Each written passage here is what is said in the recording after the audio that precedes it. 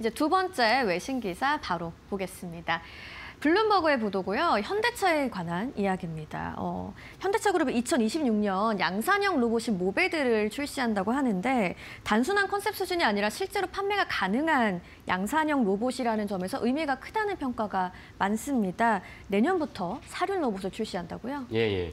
현대차가 이제 사륜 로봇 모비드를 출시한다고 밝혔고 좀 전에 들으신 대로 이것을 그냥 컨셉, 그러니까 보통 자동차 컨셉트카라고 해서 당장 양산할 건 아니지만 그래도 우리가 어떤 지향점을 갖고 있는지를 보여주는 것이 컨셉트카인데 컨셉트카 수준에서 이 모비드를 갖다 출시하는 것이 아니고 적어도 이제 3년 이내에 10,000대를 갖다가 판매하겠다라는 야심찬 구상을 갖고 있습니다. 그 정도 이거는 현실화됐다라고 볼 수가 있고 이 때문에 현대차는 그 현대차의 로봇 분야를 갖다가 시장에 더 이제 호소하면서 강점을 갖고 있다라는 것을 알리려는 의도도 분명히 있다고 여겨집니다. 네, 말씀하신 것처럼 현대차가 로봇에도 강점이 있다고요? 예.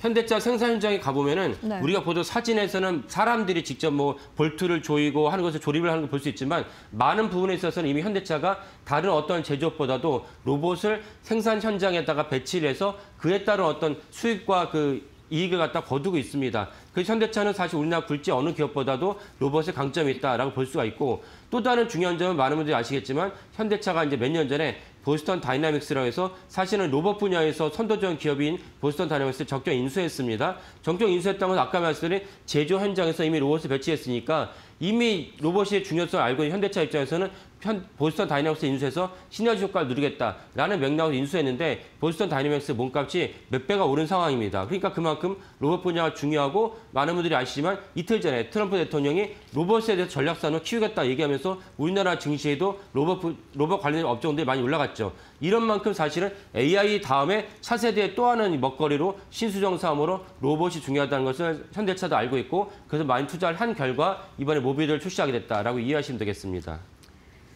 네, 현대차가 자율주행 쪽도 준비를 하고 있는데 최근 잡음이 들려옵니다. 송창현 포티투다 대표가 사임을 했네요. 예, 그 자율주행차가 되게 중요하다는 것도 알 수가 있는데 네. 로봇이 중요하다는 것은 아까 현대차가 제조 현장에서 사람 대신 로봇을 써야겠다는 것을 알 수 있지만 또 다르게 로봇을 알아야 되는 이유가 무엇이면 테슬라죠. 테슬라는 상하이의 그 공장에서 사람 몇 명이 근무하지 않습니다. 그 정도로 처음부터 테슬라는 디자인할 때 로봇을 갖다 배치하면서 원가를 갖다 절감할 노력을 했고 이거를 현대차 모를 리가 없습니다. 그 현대차 로봇에 중요하게 여기면서 또 하나 테슬라가 이렇게 파고가 결국 자율주행차 아닙니까? 자율주행차도 현대차 알고 있으니까 포티두탓이라는 회사를 인수해서 그 현대차 출신의 그 송창현 사장이 포티두탓을 갖다 경영했는데 송창현 사장이 얼마 전에 포티두탓의 대표를 해서 물러나겠다고 이제 발표했습니다. 네. 이 점은 무엇이냐 결국 포티두탓이 실질적으로 이제 그 현대차의 자율주행차에 많은 어떤 내재화에 실패를 하고 있다 볼 수 있고 그만큼 현대차가 테슬라보다 뒤졌는데 더 뒤지긴 것의 그 기술력을 앞지르기 위해서 포티두탓을 인수했는데 실질적으로 만만치 않다. 뭔가 현대차에 큰 잡음이 있다는 것을 알 수 있는 대목입니다. 테슬라의 자율주행으로도 요즘 굉장히 말들이 많은데 현대차가 좀 분발해야 될 것 같습니다. 예, 화면을 보신 분들이 유튜브에 보면 저도 몇 번을 봤는데 참 놀라운 점이 무엇이냐면 테슬라가 그 자신의 자율주행차 서비스를 갖다가 기자들 말고도 그 한 100만 명 정도의 그 가입자를 갖고 있는 유튜버들에게 나눠줬습니다. 한번 시승기를 타봐라. 네. 그래서 타봐는 걸 저도 동영상 봤는데 저도 입에 딱 벌어지는 정도였습니다. 예를 들면 고속도로 자율주행 같은 거는 뭐 다 할 수 있는 것이죠. 근데 우리나라처럼 복잡한 길가에서 어떤 사람이 짐을 데리겠다. 그러면 그 테슬라의 자율주행차 어떻게 하냐? 그걸 확인한 다음에 천천히 가면서 비껴갑니다.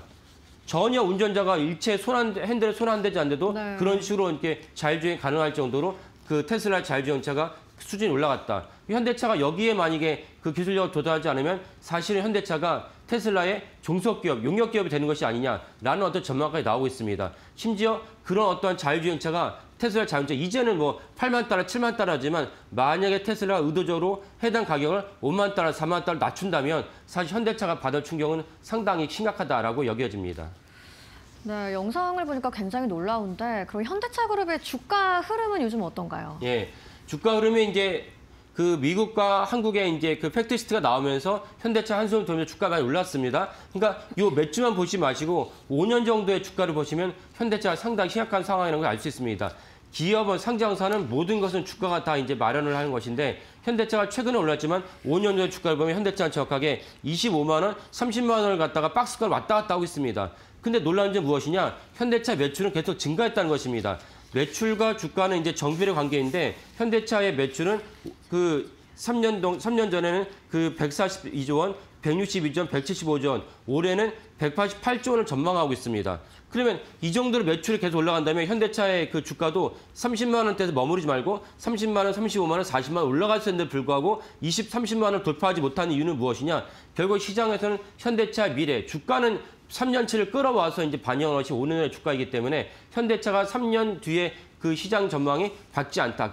어둡다는 것이 주가에도 반영됩니다. 이건 기아차도 마찬가지입니다. 그런 점에서 현대차가 더욱더 자율주행차, 그다음에 엔비디아에서 이번에 GPU 5만 장을 들어오면 그걸 발판으로 해서 기술력을 매진하지 않으면 현대차 미래는 상당히 어둡다라고 전망을 할 수 있겠습니다.